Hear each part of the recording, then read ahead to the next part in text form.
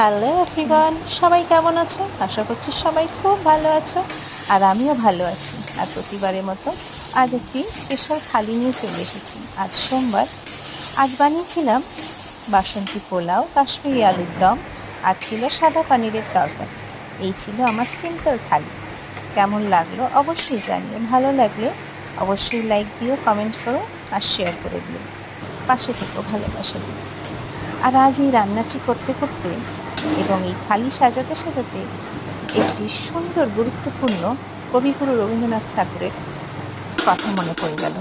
তা হলো এই, তিনি বলেছিলেন, যারা তোমার পেছনে তোমাকে নিয়েই সমালোচনা করে তাদেরকে সর্বদাই তোমার পেছনেই রেখো, কারণ তারা তোমার পাশে থাকার যোগ্য রাখে না। খুব সুন্দর কথা, তাই না?